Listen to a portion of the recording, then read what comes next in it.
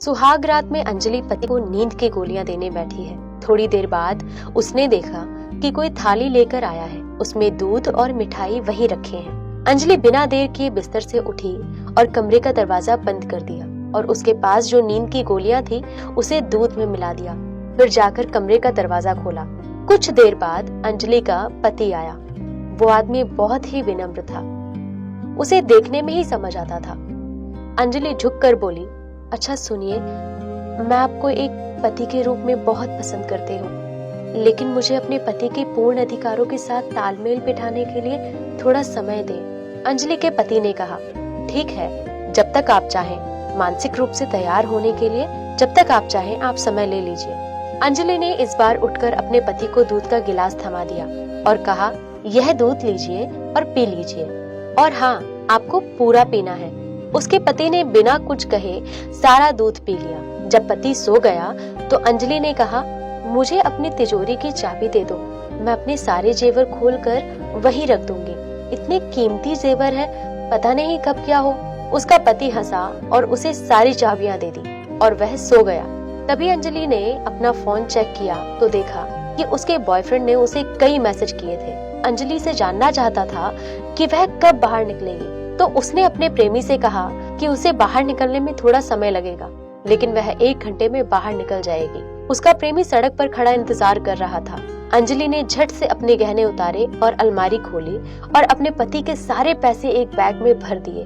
वह पैसे और गहने का थैला लेकर घर से बाहर निकली और पहुंच गई जहां उसका प्रेमी इंतजार कर रहा था। सुबह होते ही दोनों ने एक छोटे से होटल में नाश्ता किया। उसका प्रेमी उसके हैंडबैग को देखता रहा और जानना चाहता था कि उसे कितने पैसे मिले। अंजलि ने फिर बैग अपने प्रेमी को सौंप दिया और देखा कि अंजलि ज्यादा पैसे और गहने ले आई है, जिसकी उसे कल्पना भी नहीं थी। तभी उसके दिमाग में एक ख्याल आता है कि अगर वह इस बैग को लेकर भाग जाता है तो उसे कभी पीछे मुड़कर देखना नहीं पड़ेगा। आज के बाद उसकी किस्मत खुल जाएगी और अंजलि के परिवार में उसे कोई जानता भी नहीं है, तो रुपए लेकर अगर वो भाग जाए तो पकड़े जाने की कोई संभावना नहीं है। वे आगे कार की तरफ बढ़ने लगे। अंजलि के बॉयफ्रेंड ने बोला, अंजलि सुनो, इस बैग का वजन बहुत है और बहुत सारे पैसे भी हैं, तुम ये मुझे दे दो, तुम्हारे पास ये सुरक्षित नहीं है। अंजलि फिर मुस्कुराई और बैग अपने प्रेमी को सौंप दिया। दोपहर तक वे दिल्ली पहुंच गए। दिनेश अंजलि के साथ हर कदम पर सोचता है कि अंजलि को कैसे धोखा देकर इस रुपए और गहने को लेकर भाग जाए, लेकिन अब सड़क पर तो नहीं भागता। और तो और इतने दिनों तक अंजलि के साथ उसका रिश्ता रहा, वह अंजलि को पाने की इच्छा नहीं छोड़ सकता। पहले तो उन्होंने पति पत्नी के रूप में एक घर किराए पर लिया। दिनेश ने कुछ समय अंजलि के साथ पति पत्नी के रूप में बिताया। उसने अंजलि की हर ख्वाहिश पूरी की, तो उसे जो चाहिए था वो मिलने के बाद दिनेश अंजलि से कहता है, इन रुपए और गहनों को इस तरह छोड़ना एक समस्या है, कब हादसा हो जाए क्या पता।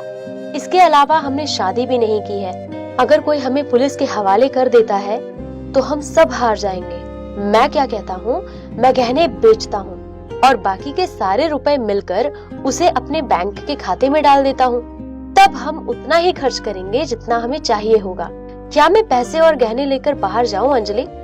अंजलि को दिनेश पर थोड़ा शक हुआ, लेकिन उसने इस बारे में नहीं सोचा और कहा, देखो दिनेश, चलो आज चलते हैं और पहले गहने बेचते हैं, बाद में उन रुपयों को अपने और आपके संयुक्त खाते में रख देंगे। इतना सुनते ही दिनेश का चेहरा पीला पड़ गया। उसने महसूस किया कि इस तरह उसकी दाल नहीं गलने वाली, तो उसने धूर्तता से कहा, अच्छा चलो। उन दोनों ने सुनार की दुकान पर जाकर सारे गहने बेच दिए और करीब 15 लाख रुपए ले लिए। दिनेश रुपए लेकर बस के सामने आया और अंजलि से कहा, अंजलि तुम घर जाओ, मैं देखूंगा कि मुझे कुछ खाने को मिलता है या नहीं। इतना कहकर दिनेश वहाँ से चला गया। इस बार दिनेश का लालच और बढ़ गया। वह नहीं जानता था कि क्या करना है। तभी उसके दिमाग में नींद की गोली का ख्याल आया। वह तुरंत फार्मेसी गया और बहुत सारी पावर नींद की गोलियां ले आया और उसने बगल की एक दुकान से कोक खरीदा। उसने आधा कोक गिरा दिया और बाकी में गोली मिला दी और घर वापस आ गया। लो, यह कोक पी लो, मैंने इसका आधा पी लिया है, मैं तुम्हारे लिए लाया हूँ, तुम्हारे बिना अकेला नहीं पी सकता था, तो मैं तुम्हारे लिए बाकी ले आया हूँ। अंजलि मुस्कुराई और एक ही बार में बोतल का सारा कोक पी लिया। कुछ देर बाद अंजलि ने कहा नींद आ रही है और कहकर बिस्तर पर सो गई। इस तरफ दिनेश ने रुपए के सारे बैग तैयार कर लिए और जब वह उन्हें लेकर बाहर आया तो उसने अंजलि के हाथ से फोन भी ले लिया, क्योंकि इस फोन से उनकी काफी इंटीमेट तस्वीरें थी जिससे पुलिस उसे पकड़ सकती थी। दिनेश सब कुछ लेकर घर से भाग गया। वो बस में चढ़ा और सीधे अन्य देश के अन्य हिस्सों में चला गया। अंजलि अगले दिन उठी तो देखती है कि दिनेश चला गया है। वह दिनेश को फोन करने गई तो देखा कि उसके पास फोन भी नहीं है। जब उसने देखा कि घर में पैसों का थैला भी नहीं है तो अंजलि समझ गई कि दिनेश ने उसे धोखा दिया है और कल उसने कोक के साथ नींद की गोलियां पिला दी थी। अंजलि चीख चीख कर रोने लगी, लेकिन अब रोने का कोई फायदा नहीं। अब वह न घर लौट पाएगी और न ही अपने पति के घर लौट पाएगी, और अब उसने उस आदमी को खो दिया जो उस पर इतना विश्वास करती थी। अंजलि रो रही है और सोच रही है कि वो इसकी हकदार थी। जैसे आप दूसरों को धोखा देते हैं वैसे ही 2 दिन बाद आप भी धोखा खाते हैं।